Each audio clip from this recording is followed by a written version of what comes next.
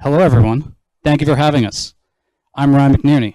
I'm joined by my teammates, Guyana Selimyan and Andre Rivi. Together, we will be presenting to you our application, Wikilinks. Wikilinks is an interactive, real-time version of the Wikipedia game.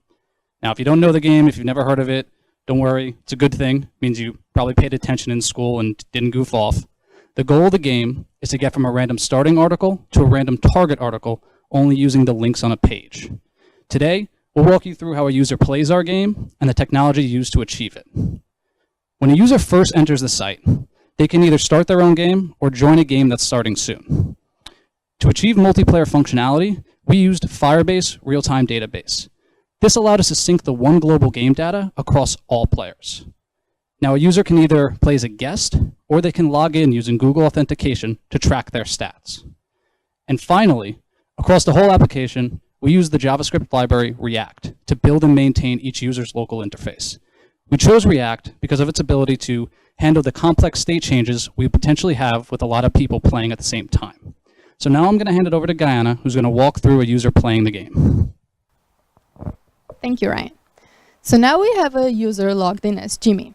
When Jimmy joins the game, he's going to see the first article loaded on his screen, online players, and the game clock. We get this information from our database to ensure that Jimmy and all other players are on the same game. Jimmy may feel like he's on Wikipedia, but he's actually on our website. He can click any of the Wikipedia links and he'll stay on our website. This is because we prevent the links from loading, and instead we check to see if Jimmy has reached the target article yet. If not, we make a request to our Node.js server to grab the corresponding article from Wikipedia's API and send it back to us.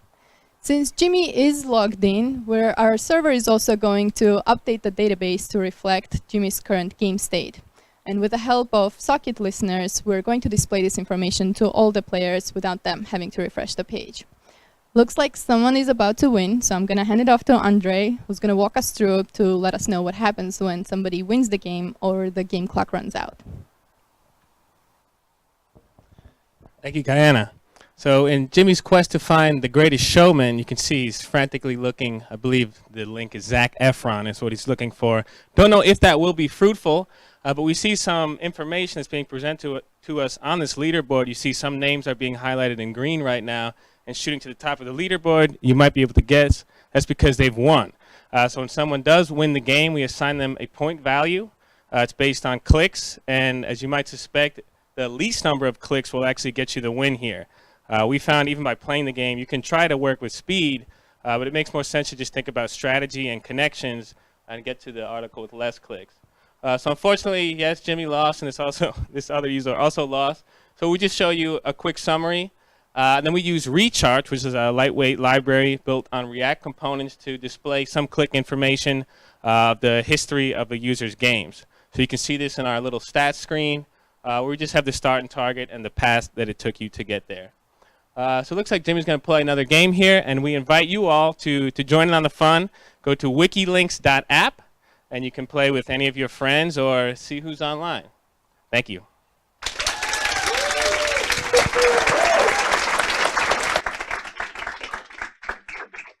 All right, that was really interesting. I was trying to play the game as well as we were listening, and I realized I definitely need a lot more Wikipedia practice.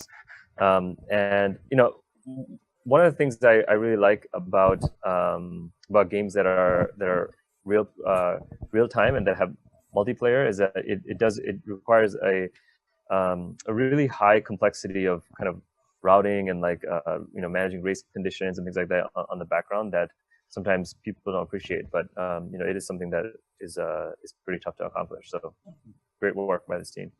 I agree. And one thing that I really liked as well is that they provided a nice interface along with something that people use every day, which is Wikipedia. So knowing how to navigate through the game is almost instantly apparent, which is often hard to onboard users. Yep. And it's a lot harder than you might expect to actually find your way through Wikipedia. Even as you say, it's so familiar.